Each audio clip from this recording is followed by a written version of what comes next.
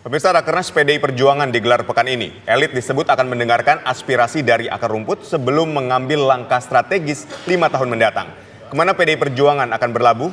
Bergabung bersama Koalisi Indonesia Maju atau menjadi oposisi? Ya, untuk membahasnya langsung kita telah bergabung bersama dengan juru bicara PDI Perjuangan Aryo Seno Bagaskoro dan pengamat politik Henry Satrio. Selamat petang semuanya, kita menuju ke Mas Seno terlebih dahulu. Mas Seno, ada beberapa poin yang disampaikan oleh Bu Mega dalam pidato politiknya hari ini, yaitu tidak ada istilah oposisi atau koalisi di sistem pemerintahan. Kemudian Bu Mega juga menyoroti mengenai kecurangan pemilu tahun ini. Apakah ini menandakan bahwa sikap politik PDI Perjuangan akan mengambil sikap oposisi? Ya tentu kalau mendengarkan pidato Ibu secara keseluruhan, maka tadi bisa ditangkap satu energi spirit bahwa apa yang kami sampaikan di dalam pemilu kemarin, segala keprihatinan, segala kritik, bahkan sampai hari ini kami masih melakukan upaya sengketa hukum di PT UN, itu bukan sekedar narasi-narasi kosong yang akan berlalu begitu saja dengan selesainya pemilu. Tetapi apa yang kami sampaikan itu adalah sebuah cerminan atas kesadaran partai untuk mendengarkan berbagai macam masukan, aspirasi, turun ke bawah dan melihat secara langsung dari apa yang disampaikan oleh masyarakat, para pakar, para akademisi, budayawan, seniman yang kemarin memiliki keprihatinan begitu mendalam tentang demokrasi kita, tentang konstitusi kita yang terkena penyakit sisi-sisi gelap kekuasaan.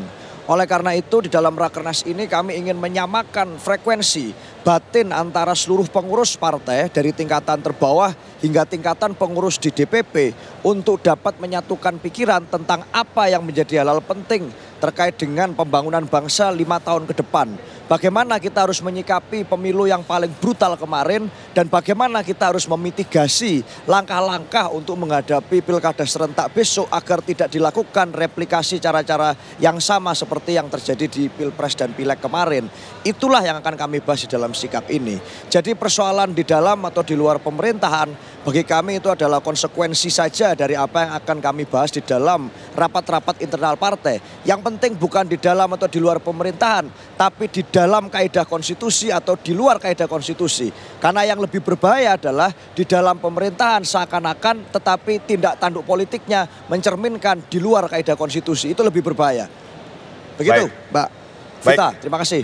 Mas Seno, apakah sikap politik PDI Perjuangan selama 5 tahun ke depan ini akan diumumkan dalam Rakernas ini? Ya, Rakernas ini secara instrumental ini akan membahas berbagai sifat hal-hal yang sifatnya teknis, sifatnya mendengarkan usulan dari apa yang disampaikan oleh para pengurus partai di tingkatan terbawah hingga menengah hingga ke atas. Nanti akan ada sesi untuk membahas terkait dengan pandangan umum dari para ketua DPD atau pengurus provinsi dari masing-masing wilayah. Lalu di situ akan dirumuskan sebuah pernyataan usulan atas apa saja yang harus diusulkan kepada DPP partai. 3 pembahasan yang akan kami bahas di dalam Rakernas ini antara lain terkait dengan sikap politik partai, kemudian tentang apa yang harus dilakukan berkaitan dengan program kerakyatan, dan yang ketiga adalah strategi pemenangan pilkada. 3 hal ini, 3 poin ini adalah bahasan yang sifatnya dalam hari terakhir Rakernas nanti akan diusulkan kepada Ketua Umum. Karena misalnya berkaitan dengan sikap politik partai yang memiliki hak prerogatif dan kewenangan penuh atas sikap dan positioning politik partai adalah memang Ketua Umum. Sehingga sifatnya adalah usulan kepada Ketua Umum. Oke, usulan kepada Ketua Umum artinya belum diputuskan ya sikap politik PDI Perjuangan. Kita menuju ke Bang Henry Satrio. Bang Hensat, kalau memang belum diputuskan oleh PDI Perjuangan, kalau kita menganalisis ada beberapa pernyataan dari Bu Mega. Misalnya tidak ada koalisi atau oposisi, kemudian juga Bu Mega menyoroti mengenai kecurangan pemilu tahun ini. Apakah ini mengindikasikan bahwa sikap politik PDI Perjuangan akan mengambil sikap oposisi? Kalau dari kita sama-sama mendengarkan ya, apa yang disampaikan oleh Ibu Mega, itu kan sebetulnya sebuah penegasan bahwa yang pertama ya, sosok Megawati Soekarno Putri ini memang penjaga negara dan selalu berdasarkan hukum gitu. Jadi dia berkali-kali mengatakan bahwa dia mengambil ranah hukum supaya juga bisa dicontoh oleh rakyat Indonesia. Bahkan ada di salah satu cuplikan video yang ditayangkan pada saat Rakernas tadi. Kemudian yang kedua, DNA-nya PDI Perjuangan ini memang perjuangan gitu. Jadi artinya DNA perlawanannya itu ada. Sehingga tadi disampaikan lagi oleh Ibu Mega. Berkali-kali dia mengatakan dan bertanya kepada kadernya, berani atau tidak, takut atau tidak. Ini untuk mengungkapkan bahwa ini loh, DNA kita tuh DNA perjuangan, DNA perlawanan. Jadi jangan sampai kemudian Anda takut. Bahkan tadi berkali-kali menyinggung salah satu institusi aparat pemerintah juga kan, berkali-kali untuk mengajak kadernya untuk tidak takut. Kemudian yang ketiga, kalau tadi pertanyaannya Vita, bahwa apakah akan berada di luar atau tidak, dari apa yang disampaikan oleh Ibu Mega saja, kelihatannya memang Ibu Mega akan memutuskan, kalau saya memprediksi ya, kerjasama yang akan dilakukan oleh PDI Perjuangan adalah kerjasama yang mirip-mirip pada saat Pak Taufik Kemas menjadi ketua MPR, sementara SBY adalah presidennya.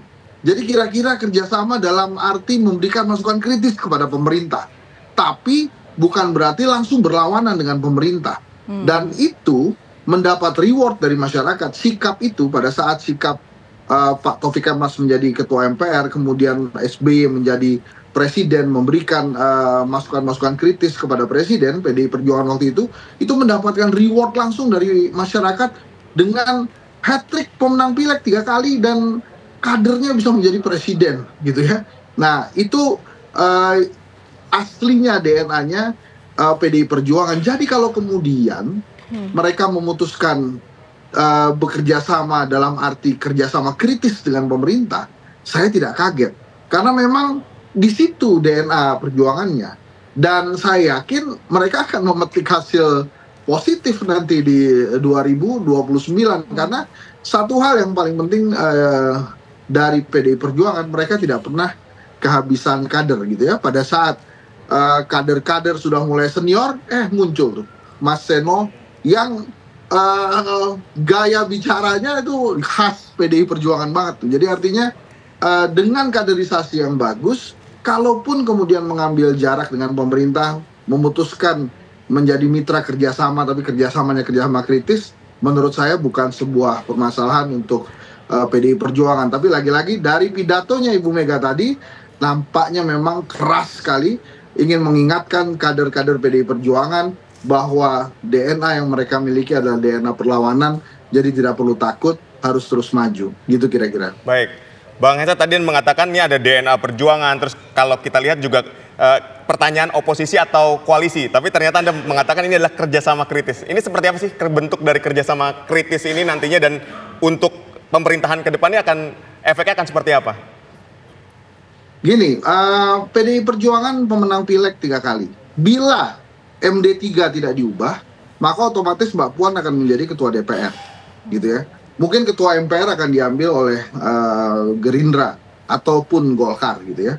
Tapi dengan Mbak Puan menjadi ketua DPR, yang artinya fungsi legislasi itu masih dipimpin oleh PDI Perjuangan, maka ya setiap kali ajuan-ajuan undang-undang atau kebijakan dari pemerintah itu akan mendapatkan masukan kritis dan tajam dari DPR. Jadi yang artinya masyarakat akan menikmati bahwa ada kelompok kritis di DPR yang memegang tampuk pemerintahan, sehingga dengan mudah memberikan masukan-masukan kritis kepada pemerintah, yang ini jangan, atau yang ini silahkan jalankan tapi dengan catatan, atau yang ini tidak boleh sama sekali dijalankan.